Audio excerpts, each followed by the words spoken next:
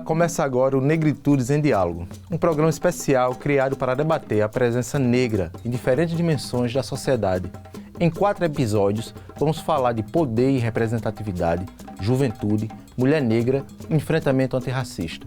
Eu sou Lúcio César Fernandes, diretor de imagem da TV Câmara de João Pessoa. Nesse mês da consciência negra, fui provocado a apresentar um programa sobre negritude. Algo desafiador para mim, que trabalho sempre nos bastidores, escrevendo, dirigindo e editando. Mas resolvi aceitar a provocação e ocupar o espaço de apresentador nesses 4 programas alusivos ao Dia da Consciência Negra, mas com uma condição, que a mediação fosse feita por uma pessoa convidada. No episódio de hoje, o tema é juventude. Vamos falar sobre os desafios, os anseios e as lutas da juventude negra brasileira no campo social, racial e cultural. Para esse diálogo, teremos a advogada Julie Bernardo, também conhecida como Psicopreta, Caetano Filosofino, artista da música e filósofo, e Malu Rolim, estudante de mídias digitais da UFPB e social media.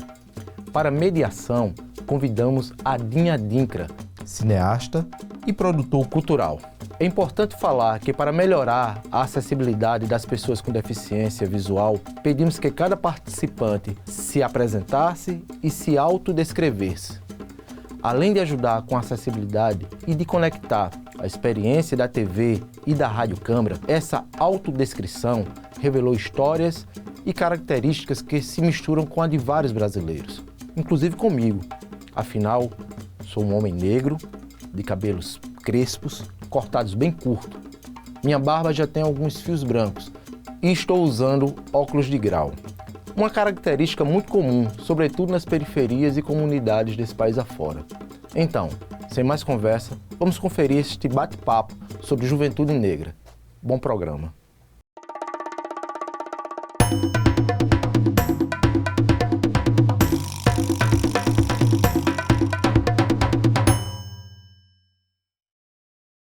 Olá, eu sou a Dinha Dinkra, sou uma pessoa preta, de cabeça raspada, barba grande, estou vestindo uma camisa marrom e uma saia branca. Eu sou multiartista, cineasta, produtor cultural e fundador do Eco Quilombo, uma organização em defesa de direitos humanos, meio ambiente e cultura, principalmente atuando em comunidades tradicionais e periféricas. Esse programa vai tratar sobre juventudes negras, suas demandas por educação, saúde, trabalho e direito à vida. Antes de iniciarmos, os participantes vão se apresentar e falar um pouco sobre suas trajetórias e a sua experiência com a juventude. Eu sou Malu Rolim, eu sou uma mulher negra de 1,60 de altura, eu tenho cabelos crespos, volumosos e pele escura. Eu sou estudante de comunicação da Universidade Federal da Paraíba, trabalho como fotógrafa, design, social media e também sou grafiteira. Gosto muito de comunicação porque eu, de fato, consigo comunicar quem eu sou, o que eu vim fazer no mundo e o que é ser uma mulher negra ocupando esse tipo de espaço. Eu sou Julie Bernardo, vulgo Psicopreta, que é como eu sou conhecida no hip hop paraibano. Sou uma mulher negra de mais ou menos 1,65. Estou usando tranças no modelo twist da cor mais ou menos vinho, da mesma cor do meu vestido. Sou poeta marginal, produtora cultural, recém-aprovada na OAB, então advogada também, organizadora do Duelo Estadual de MCs da Paraíba, do Slam Estadual e também da Batalha da Ponte. Acho que é isso. Eu me chamo José Caetano, também conhecido como Filosofino. Sou um homem negro, de barba grande, cabelo com dreads curtos. Estou vestindo uma camisa branca com uma camisa de botão preta por cima e um short branco. Sou poeta de tradição oral, também poeta de slam, participo do movimento hip hop. Também sou músico, compositor aqui da cidade de João Pessoa. Também trabalho com tatuagens, né? Sou ilustrador e tatuador. E campeão de música, viu? Do nosso estado.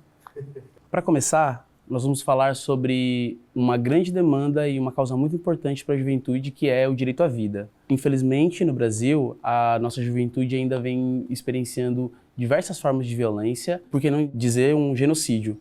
que vem na sua forma física, material, mas também na forma cultural e epistemológica. Como podemos pensar políticas públicas e medidas para amenizar e trazer mais segurança e longevidade para os nossos jovens? Acredito que o caminho é pela ocupação de espaços, principalmente a ocupação de espaços de poder. O conhecimento, sobretudo, que é o que de fato liberta.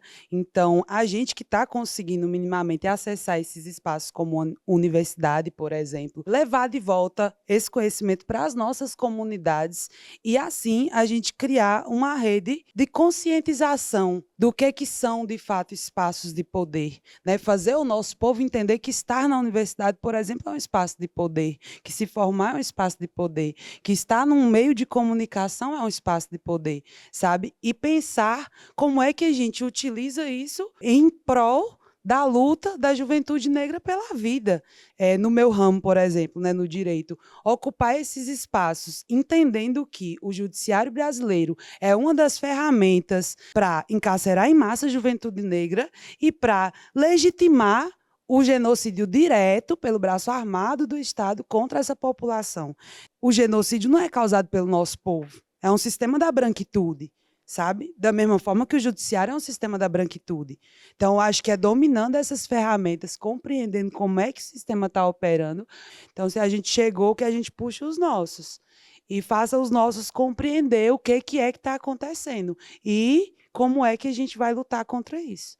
Eu acho que essa estratégia de ocupar espaços de poder é central, assim.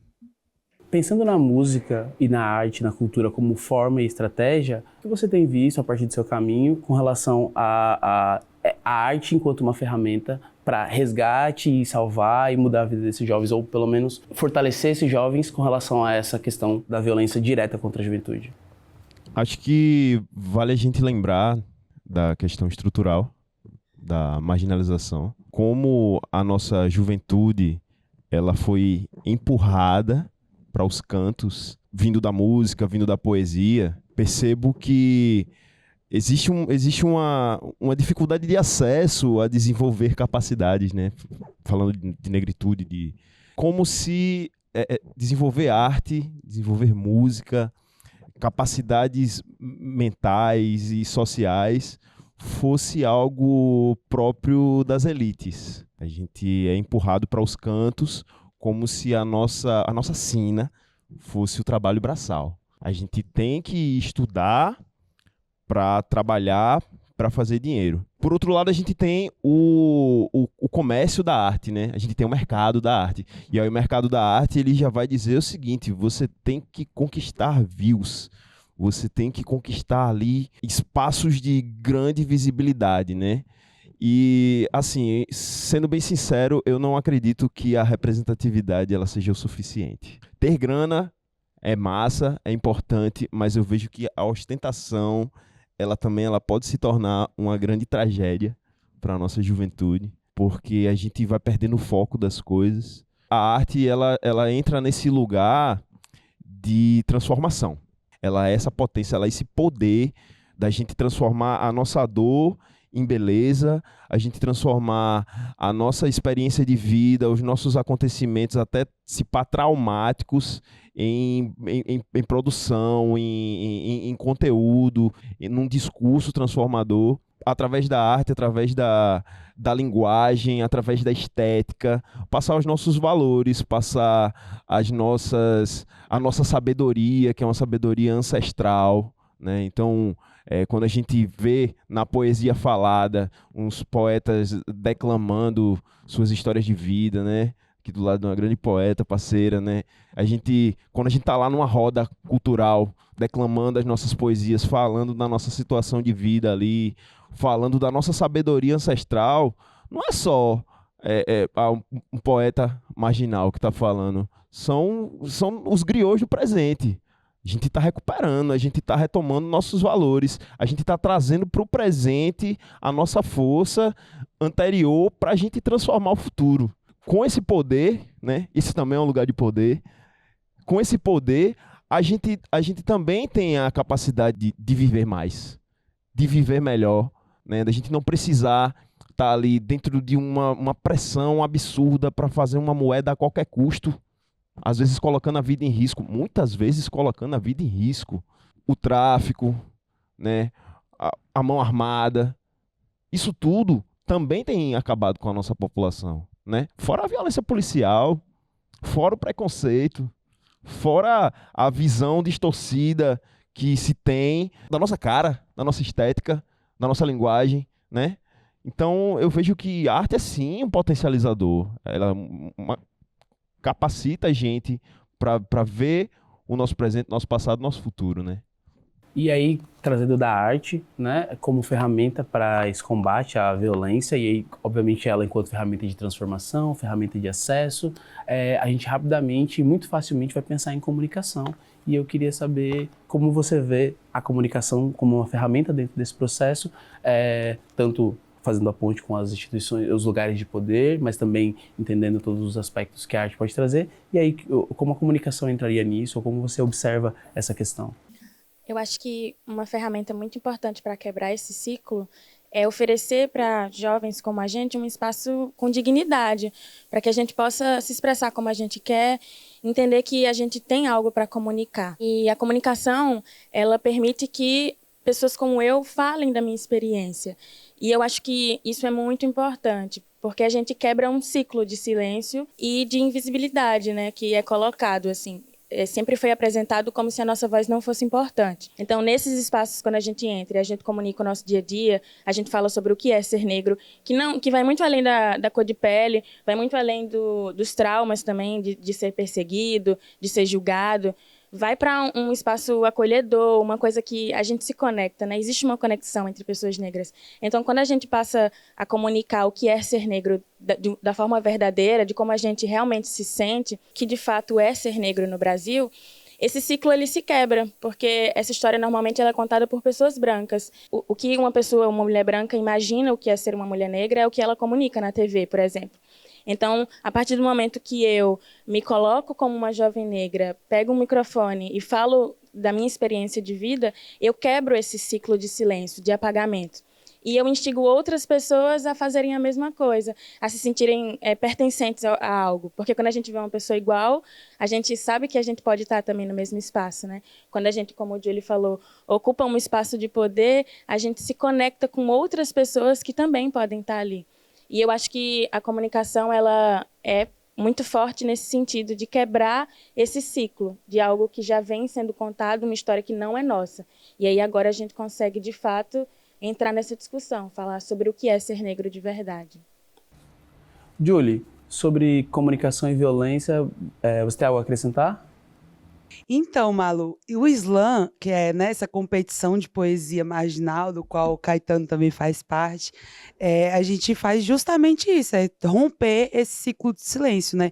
Quem não conhece, conheçam o slam, que é esse movimento de competição de poesia marginal que chegou no Brasil em 2008 e que no Brasil tem um caráter muito de estar trazendo a realidade de quem vive à margem. Por isso que a gente chama de poesia marginal, né? Essa arte, ela faz justamente esse papel dentro da comunicação, né, de romper com os silêncios. Então a gente leva as nossas revoltas, as nossas dores, não que a gente não tenha várias outras coisas para falar, é lógico que a gente também fala de amor, é lógico que a gente também tem nossas coisinhas, né, nossa subjetividade que não pode ser ignorada, mas você pega uma juventude que está silenciada, violentada, genocidada há 1000 anos, né, e você coloca o microfone na mão dessa galera, o que a gente vai querer gritar majoritariamente? Que o pau tá comendo lá de cá, tá ligado? Então, assim, essa comunicação, né, através da arte também, como eu tinha colocado antes, todos nós aqui somos artistas, acho que a própria comunicação é uma forma de arte, mas pegando um pouco assim para poesia marginal, para esse movimento do slam, né, que está ali dentro do hip hop, o próprio hip hop como um todo. A gente usa a comunicação como essa ferramenta de romper com esse ciclo de silêncio, sabe? Você falou agora, me trouxe uma reflexão, né, sobre violência, né, e tá dentro desse espectro aí, né, do genocídio e tal.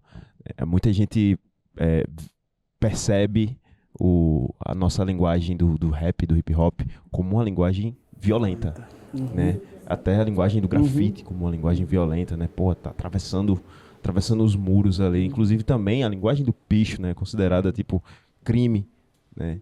E vê só, é uma resposta.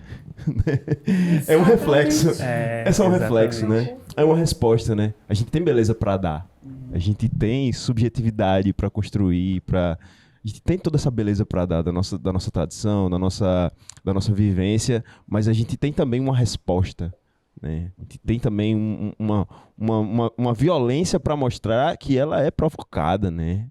Então são corpos, né, que quando estão acurralados ali pela violência, eles vão responder com outra violência também, né? E às vezes a nossa arma aí é uma bereta lírica, né? A nossa arma é um bico do spray, né?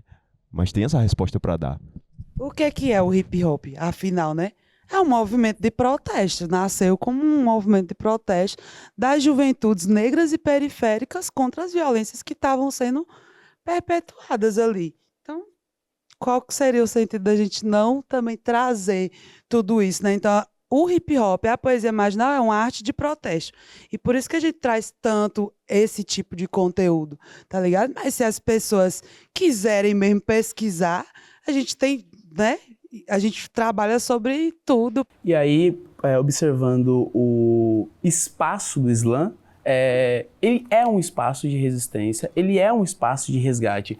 Uma das formas, na minha visão, observando acontecer o movimento, olha, eu tenho um grupo de jovens autogeridos, autogerenciados, auto-organizados, que muitas vezes são autofinanciados ou precarizados pelo pouco recurso que têm, que estão se juntando para fazer arte, para se comunicar, se fortalecendo por estarem em grupos, e aí a violência policial que se apresenta na nossa periferia, nesse espaço, tem menos força. A própria violência da criminalidade, o assédio do mundo do crime, ele tem menos força nesse espaço. A existência dos slams, a existência das batalhas de hip hop, a existência dos movimentos de agrupamento da juventude negra para fazer cultura, ela é uma ferramenta por si só de preservação e de combate à violência contra a gente, porque nesse espaço a gente está longe das outras formas de violência, e quando essas formas de violência se apresentam, nós estamos unidas. O que a gente tem lutado nos últimos anos é pelo direito à sobrevivência.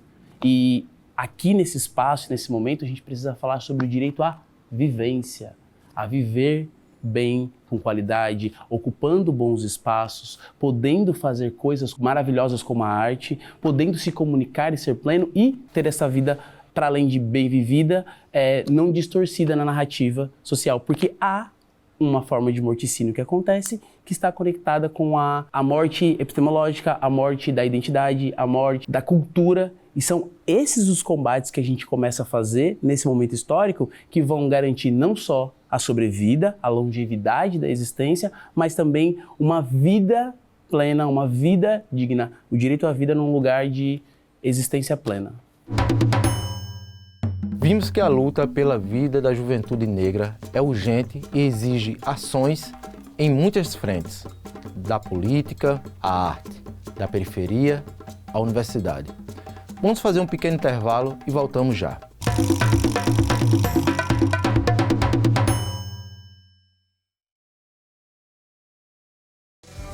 Tire suas mãos de Alagados, Princeton, favela da Maré.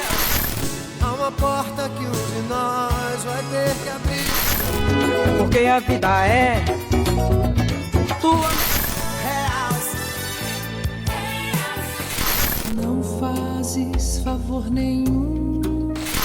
Last night I dreamt of San Pedro.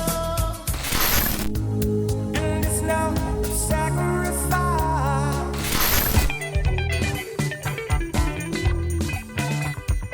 88,7 MHz. Música e informação na medida certa.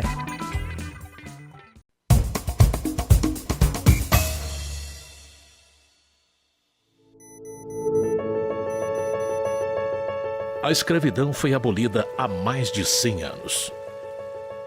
Mas os efeitos da escravatura ainda são sentidos.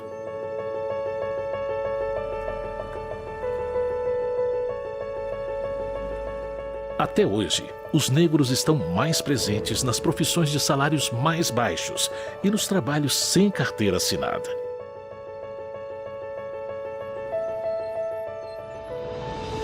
Todas as etnias que formam a sociedade brasileira importam e precisam ter oportunidades iguais. É aí que entram as cotas raciais. As cotas corrigem distorções históricas e facilitam o acesso à universidade gratuita para as pessoas negras, indígenas e quilombolas que estudaram todo o ensino médio em escola pública. A diversidade brasileira deve estar em todos os lugares.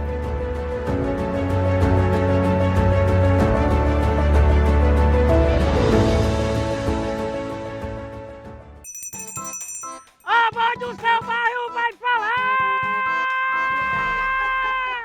É pra falar, não é pra gritar não, homem. A Câmara no seu bairro tá chegando aí pra tu falar o que pode melhorar, o que tá faltando. Sua prioridade é o postinho, é a praça, tá faltando calçamento. Se liga aí onde vai ter a Câmara no seu bairro. No bairro dos Estados, Valentina, Mangabeira, Bessa e Centro. Fala com a Alê, diz o que você precisa e vamos debater com os vereadores. Câmara Municipal de João Pessoa.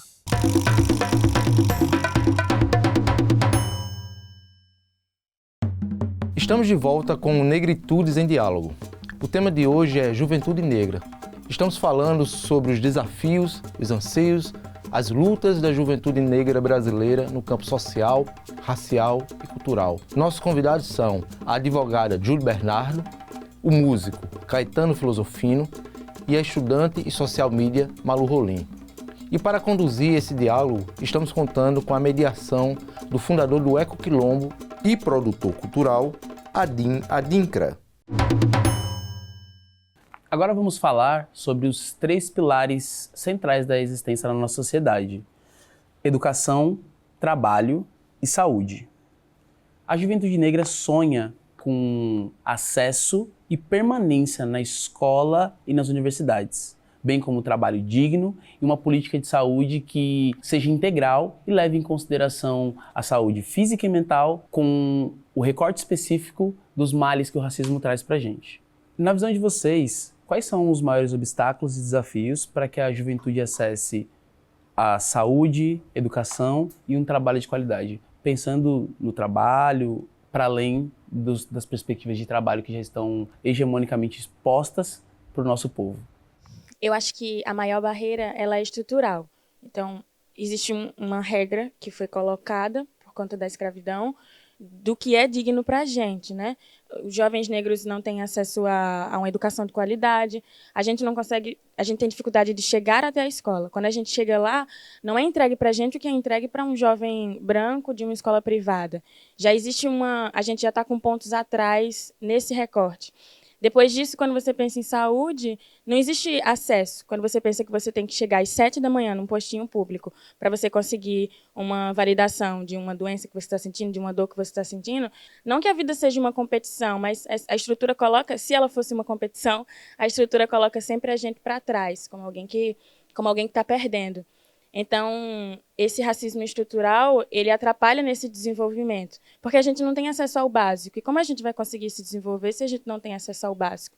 Como a gente vai conseguir chegar no mercado de trabalho se a gente teve essa dificuldade, essa lacuna no ensino fundamental, depois no ensino médio, se a gente não consegue chegar até as academias? É necessário que políticas públicas incentivem a gente desde a base para que a gente consiga, de fato, construir essa carreira, né? Para que nós nos tornemos adultos funcionais, que consigam cuidar da saúde física e da saúde mental, que é uma coisa que impacta a gente. O racismo interfere até nessa concepção do que é ser você, de como se comunicar com o outro. Então, quebrando essa estrutura que foi imposta, a gente, de fato, consegue existir como deveríamos. Então, acho que política de reparação, sabe? Acho que as políticas de acessibilidade, políticas de cota não suprem a nossa necessidade, sabe? Acho que a gente precisa reconhecer, a gente não, a branquitude, o sistema, porque a gente tá cansado de saber disso. A gente tá, né, levando chicotada todo dia, a gente sabe muito bem o que tá rolando aí. Mas a branquitude e o sistema reconhecer que as cotas não são suficientes, esse tipo de política não é o suficiente, e pensar em políticas de reparação.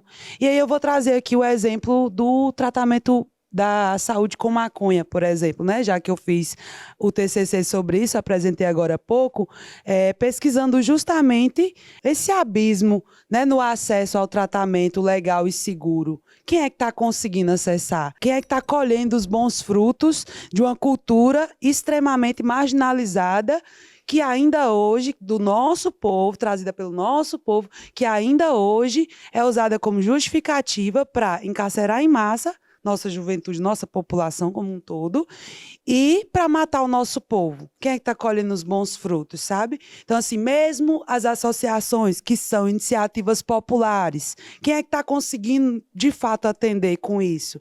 Né? Quem é que está conseguindo ali cuidar da sua saúde mental e da sua saúde física com a maconha, que vem, né, sendo comprovado cientificamente que tem benefícios em diversos quadros? Eu, por exemplo, faço tratamento e eu posso dizer da dificuldade da mola que é conseguir fazer o tratamento plenamente. Até hoje ainda não faço plenamente, sabe? Ainda enfrento alguns desafios por causa da questão da acessibilidade mesmo, tá ligado? Eu sou uma mulher preta e periférica e aí eu não consigo acessar com a mesma facilidade que as pessoas brancas, classe média e rica conseguem, sabe? Então, assim, é pensar numa política de reparação.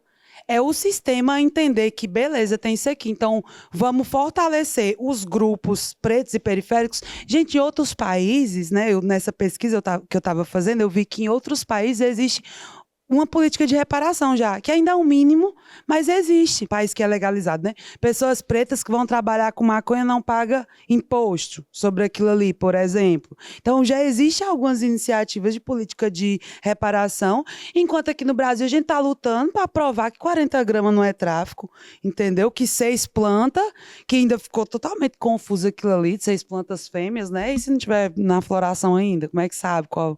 Enfim, essa guerra às drogas, né, é uma das coisas que mais encarcera a nossa juventude. Então, pensando nesse sentido, assim, o acesso à saúde, essa interlocução aí entre saúde e direito, o direito de cuidar da própria saúde com autonomia. Então, acho que é pensar em políticas de reparação nesse sentido, é fortalecer iniciativas que estejam voltadas para esse povo. Da mesma forma que eu penso essa reparação no trabalho com maconha, eu penso nas outras áreas também. Como é que a educação está chegando para a juventude preta e periférica? Sabe? Quais são os incentivos de fato que tá rolando? Sabe? Sei que tem esse programa Pé de Meia, por exemplo, que é massa, é um incentivozinho massa, mas é o suficiente? Acho que isso aí não é o suficiente, não. Acho que tem que se pensar, analisar os dados para se construir políticas públicas comprometidas com essa reparação, sabe? Porque os dados a gente tem.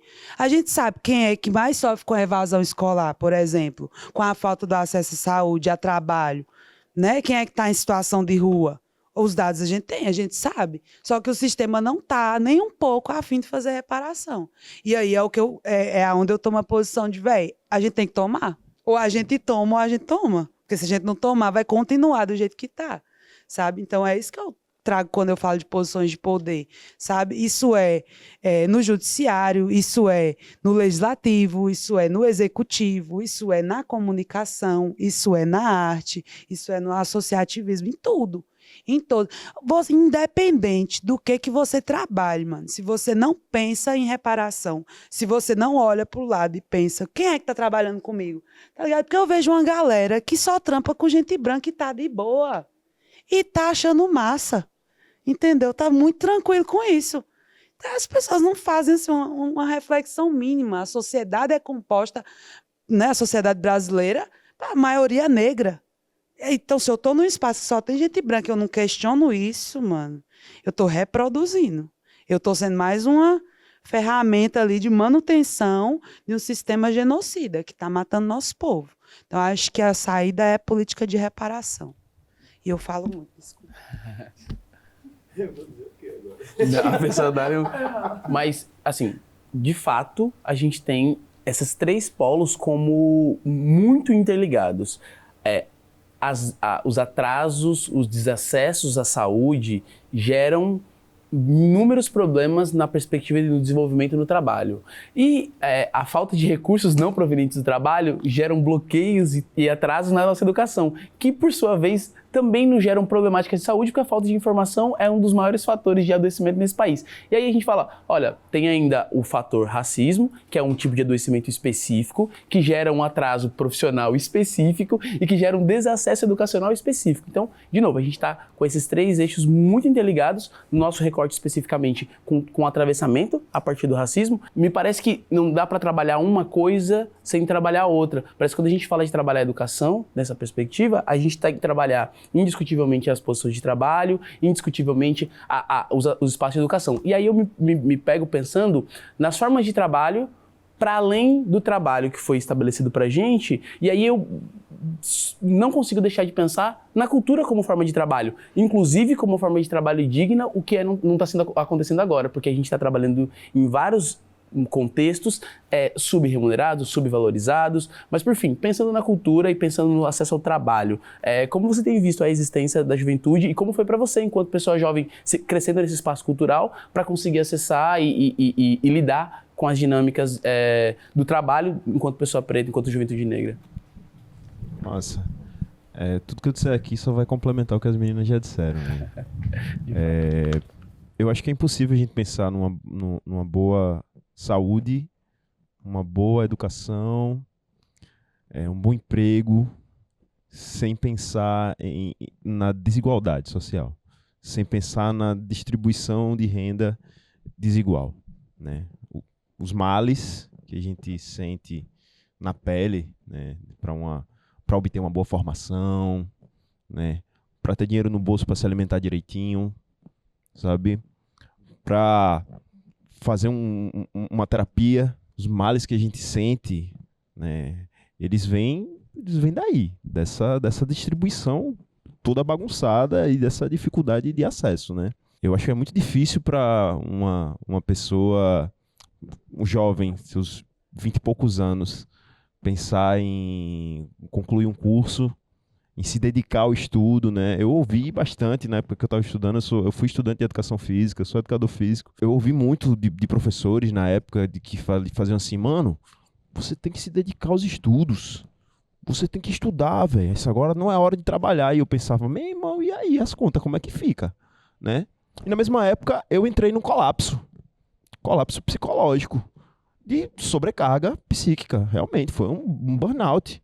Né? Eu não consegui continuar meu curso, eu saí, eu abandonei. O que me salvou na época foi me reinventar pela arte, né? O que me salvou na época foi dizer assim, meu irmão, eu já escrevo o tempo inteiro, eu vou pegar e vou direcionar essa escrita aqui para alguma coisa. Eu já desenho o tempo inteiro, eu vou direcionar meu desenho aqui para alguma coisa. Uma coisa que me veio também a partir dessa época sobre a necessidade da gente viver e não apenas sobreviver. Eu me lembro que eu assisti uma vez uma fala daquele presidente Mujica, né? E ele fala, é necessário ter tempo. Ter tempo para viver o transcendente, a família, a amizade. Porque todo o tempo que você emprega trabalhando e todo o dinheiro que você obtém é a relação do seu tempo de vida. Então, quanto é que vale o nosso tempo de vida? Quanto é que vale a nossa existência? Pô, às vezes a gente tá valendo muito pouco. Às vezes a gente não tá conseguindo parar pra pensar em como eu tô me sentindo, tá ligado? Às vezes a gente só tá fazendo. A gente não tá vivendo, a gente só tá indo com fluxo.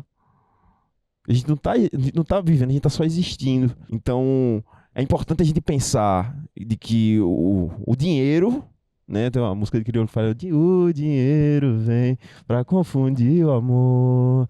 Pô, o dinheiro às vezes é a solução. Dinheiro às vezes é o que paga nosso óleo CBD ali, nossa terapia. Mas eu vou ser sincero com você, se fosse pelo meu bolso, eu não teria começado a fazer terapia. Eu entrei num projeto, vai fazer 10 anos que eu tô fazendo terapia, mano. Eu entrei num projeto com valor social e foi de iniciativa privada, de uma pessoa específica, do terapeuta, que chegou e disse assim, não, vá, você vai me pagando aqui como você puder e tal, né?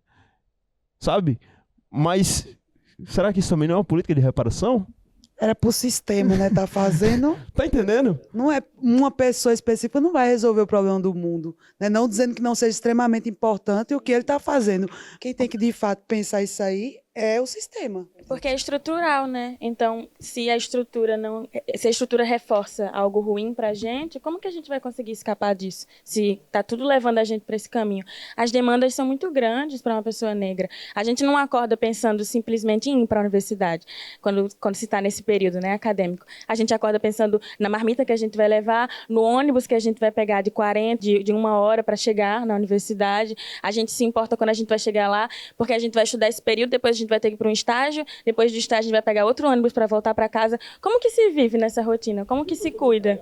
E no fim das contas não é garantia de nada, tudo isso, esse esforço nem sempre é garantia, porque depois vai chegar um rapaz branco com uma competência bem menor do que a nossa e vai pegar a vaga da gente nessas circunstâncias, né? Então, acordar cedo, acordar às 7 da manhã, pegar 1 hora de transporte público, ir para a universidade, fazer a minha marmita, esquentar no micro-ondas, comer em 15 minutos, para depois ir para um trabalho, para um estágio, depois fazer outro período de outro curso, enfim, tudo isso é indigno demais para a gente. Ainda nessa questão do tempo, eu percebo que a falta de tempo implica em absolutamente tudo. E quem mais precisa desse tempo é quem menos tem. A gente sabe onde é que a gente mora, onde é que o nosso povo mora. O nosso povo mora à margem, a gente mora descentralizado. É mais caro para a fruta chegar, porque é mais distante, então a gente paga mais caro pela fruta, a gente tem menos fruta, a gente demora mais tempo para chegar no trabalho, a gente tem mais dificuldade em acessar a saúde, em todos os aspectos do que a gente pode pensar. Aonde se mora, aonde fica o médico, aonde é a escola, aonde está o trabalho, e nada disso é pensado e levado em consideração a nossa existência. A nossa sociedade, ela não é pensada pra gente. Então ela era pensada a partir de uma outra lógica, para um outro povo, para outras pessoas. A educação, ela não foi de novo pensada para nos contar a verdade, para nos trazer informação e educação. E o mesmo vai para o trabalho, que é pensado a partir das lógicas hegemônicas e das ideias de trabalho coloniais. Cuidar da terra como trabalho digno e que dê acesso à alimentação digna, à saúde, à educação, quase não é pensada. A possibilidade da arte, enquanto isso, também não. E aí, quando eles percebem, quando a sociedade percebe o valor que há em algo que a gente traz aí, de novo trazendo a maconha para cá, em algo que a gente já trazia há anos e que foi objeto do nosso aprisionamento, ela percebe o valor disso, há simples e puramente uma apropriação desse valor que a gente traz e, de novo, a gente não participa da dinâmica da forma que a gente deveria participar. Fazendo um ressalve ao que o Júlio trouxe, eu acho que a reparação se faz muito necessária. Ela precisa ser uma reparação a nível educacional, a nível profissional e a nível de saúde, mas que essa reparação venha trazendo a nossa cultura, a nossa forma de fazer como centro, como parte importante da coisa. Porque enquanto a gente fizer, todos os mecanismos que a gente fizer, pensar e desenhar, eles forem a partir da lógica do outro, a gente não vai ter isso de verdade. A reparação tem que ser, para além de ser pra gente, tem que ser a partir da gente, a partir da nossa cosmovisão, a partir da nossa cultura. Percebemos que os anseios da juventude negra estão diretamente ligados a direitos básicos: estudar, trabalhar e viver com dignidade. Essa luta não é apenas dos jovens negros, mas de toda a sociedade. Vamos fazer um pequeno intervalo e voltamos em alguns minutos.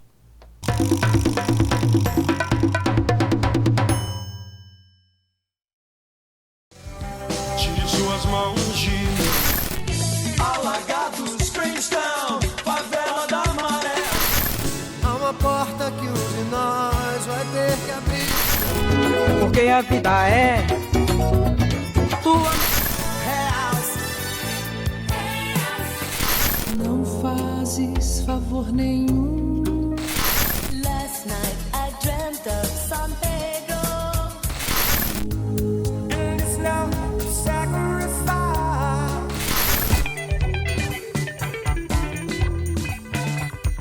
88,7 MHz. Música e informação na medida certa.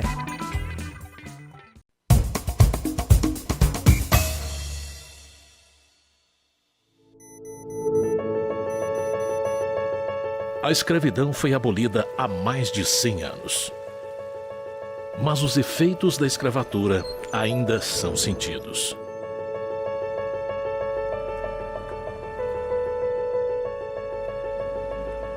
Até hoje, os negros estão mais presentes nas profissões de salários mais baixos e nos trabalhos sem carteira assinada.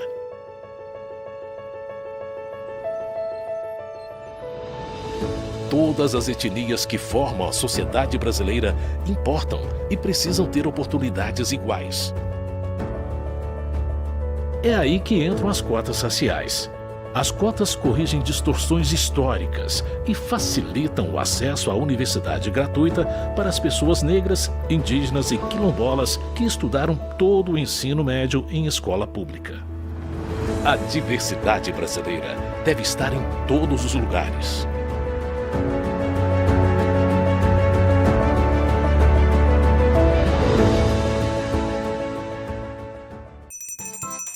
A voz do seu bairro vai falar!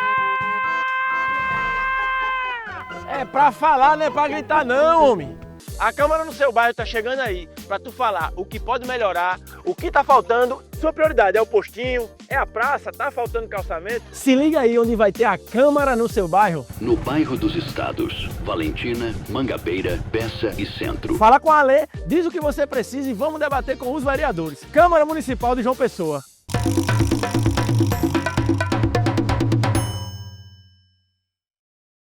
Chegamos ao último bloco do Negritudes em Diálogo. O papo é sobre juventude negra, com a presença da advogada e rapper Julie Bernardo, também conhecida como Psicopreta, do músico e filósofo Caetano Filosofino, da estudante de mídias digitais e social media Malu Rolim, e a mediação do cineasta e produtor cultural Adim Adinkra. Para encerrar, vamos discutir o papel da cultura e da identidade no futuro da juventude negra. A nossa juventude é potente, é protagonista e quer ocupar os espaços de poder. Na visão de vocês, de que forma a cultura e a identidade fortalecem a juventude hoje e dão espaço e asas para o futuro? Tá, falando de cultura, né? Retornando aí novamente, né, para a questão do colonialismo, né? Para a questão da apropriação também, né? E quando a gente fala de cultura e identidade, a gente olha e vê que existe um povo que teve sua história ali apagada, né? E teve elementos da sua força usados, né? E apropriados, né? Quando a gente fala de filosofia, por exemplo, vamos ouvir muito na academia de que os pais da filosofia, eles são gregos. A cultura helena, ela é uma fundadora, né? Quando, na real, saíram roubando coisa dos outros cantos. Tava conversando mais cedo com a Adim sobre meditação, filosofia, né? E aí, até mesmo a meditação, o bem-estar, né? Que hoje é conhecido como wellness, né? Até o bem-estar, o viver bem, a meditação, o estar presente, que a galera chama de mindfulness, são coisas anteriores, bem anteriores, que vêm do nosso povo. Se a gente for voltar mesmo, né? E aí, Sankofa, né? Se a gente for voltar mesmo, se a gente for retornar para as nossas origens, a gente vai ver que a nossa filosofia, inclusive o estoicismo, que hoje está em alta, né? Que é uma filosofia ética potentíssima. O estoicismo bebeu diretamente do hermetismo. Ele bebeu das filosofias orientais, né? Se a gente for procurar saber da Cabala, né? O Caibalion, né? Galera, poxa, eles beberam dos egípcios, né? Eles beberam do Kemet, né? Então, quando se fala de mentalismo, até a física quântica, né? Essa coisa toda de metafísica, mano, isso é bem anterior, isso é nosso, né? Então eu acho que é muito necessário que a gente retorne e tenha conhecimento, estude sobre os nossos antigos, sobre os nossos anteriores, sobre a nossa filosofia antiga, sabe? Porque isso é poder também pra gente. Se reproduz muito uma cultura hoje em dia de que nós temos que agir, reagir, fazer a coisa ali no calor, né, da ação, mas a gente não para pensar que também é da nossa cultura, que também é ensinado que a gente precisa parar e refletir e estar ali presente e procurar força para a gente poder seguir na nossa força, né? No nosso caminho. É muito importante a gente pensar cultura não só como aquilo que a gente faz, aquilo que a gente constrói, né?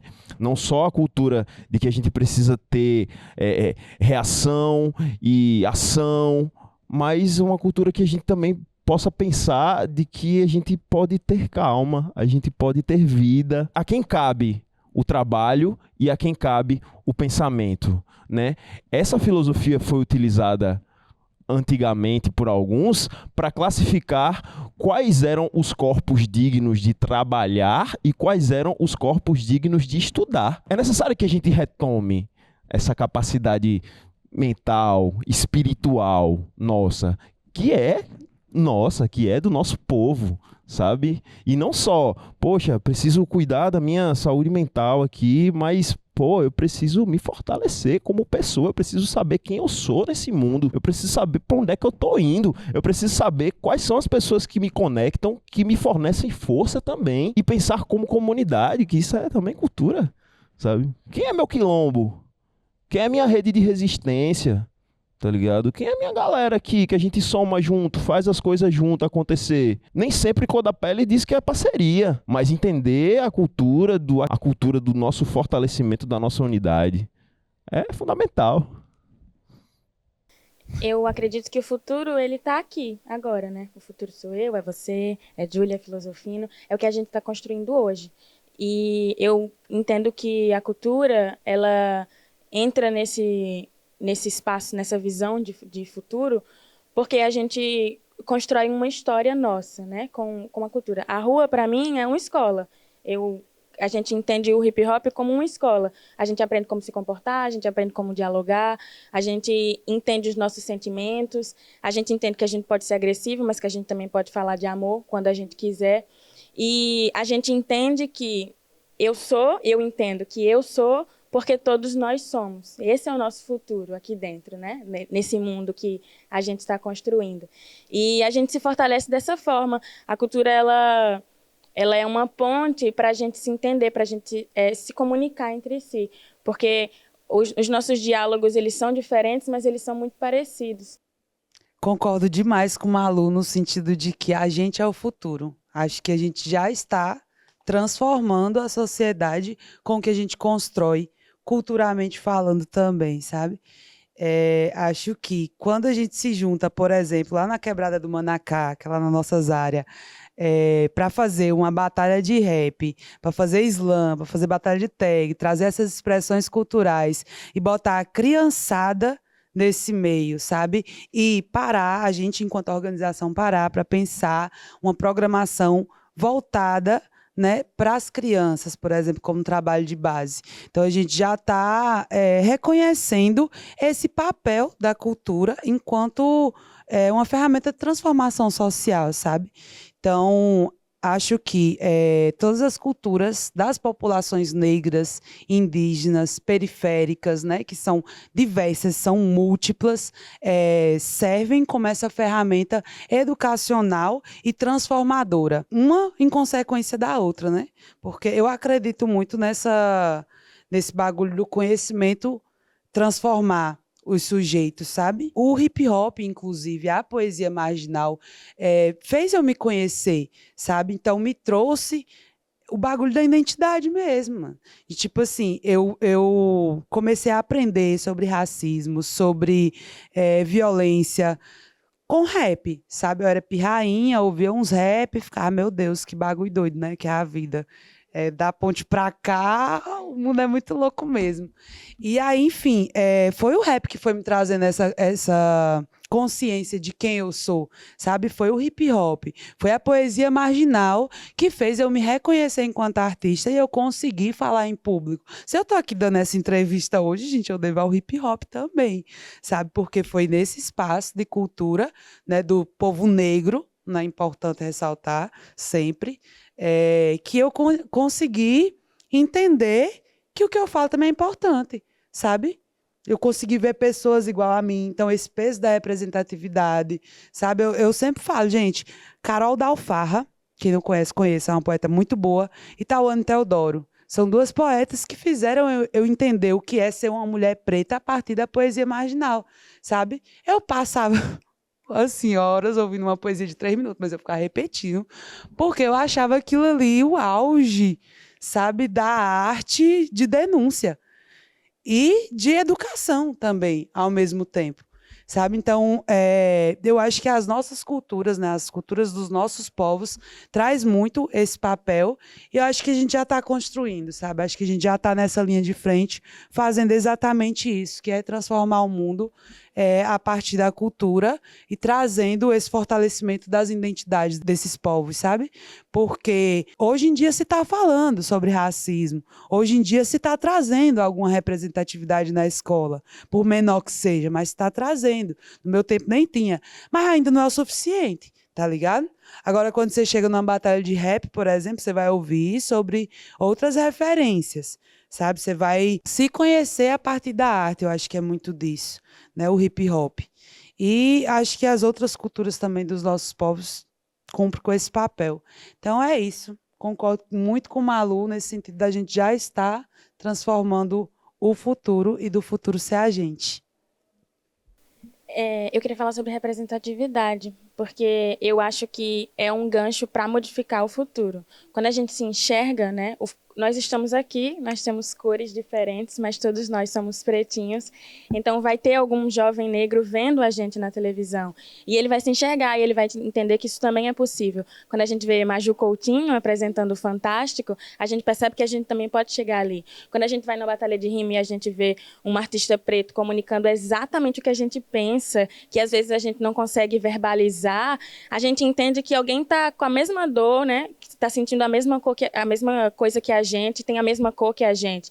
Então, isso fortalece a gente. Perceber que todos os espaços podem ser ocupados por pessoas da nossa cor é muito importante. Reconhecer um artista é muito importante, reconhecer um escritor, reconhecer uma pessoa que está num trabalho do dia a dia, porque a gente percebe que todos os espaços são possíveis para a gente estar lá. Eu acho que isso é um gancho muito importante. Total. E aí, você falou de Maju e eu fiquei pensando, né? Quem que as menininhas pretas viam na televisão há pouquíssimo tempo atrás, gente? Não precisa ir muito longe, não, sabe? Qual a referência que eu tive de advogada preta quando eu era criança? De juíza preta? Nenhuma. Quanto tempo eu não quis ser Thaís Araújo só, né? Exatamente, tipo, porque só tinha ela, eu também era ela. E a ideia de amor, que a gente só via Thaís Araújo e Lázaro. Então, como que a gente constrói isso? Como que a gente modifica, né? Ocupando esses espaços, recontando essa história. É um amor lindo, mas não é só aquele. A gente não pode ser só Thaís. A gente pode ser Maju, a gente pode ser várias outras pessoas. Isso é muito importante, porque constrói a gente, né? Fortalece. Por que tem tantos de nós nos nossos espaços? Porque parece que todos os pretinhos, pretos estão na batalha de hip hop, talvez um tanto no samba, em outros lugares comuns da nossa cultura.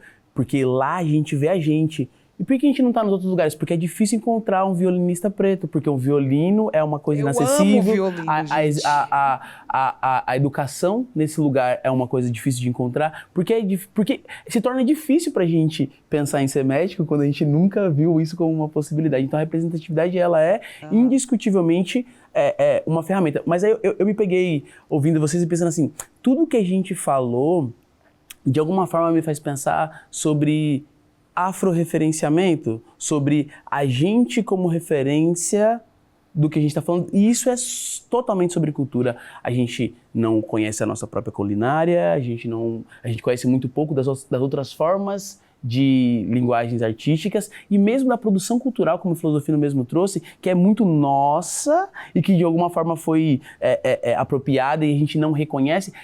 É muito importante que a gente se veja representado nas obras, que a gente se veja representado na comida que a gente come, no nosso cotidiano, para que a gente possa olhar e pensar possibilidades de futuro a partir da gente. Então, eu acho que, pensando em representatividade, identidade, a construção de uma identidade forte no presente, ela vai se fazer com a gente, essas corpos que estão aqui existindo, pretas fazendo o que a gente faz e sendo exemplos e referências e uma forma de observar, mas também com o resgate dessa cultura nossa e para que se entenda que essa cultura que a gente vai falar, que é nossa, ela não é esvaziada. Dá uma sensação de esvaziamento. Às vezes eu vinha de uma educação que eu não entendia porque nada parecia meu.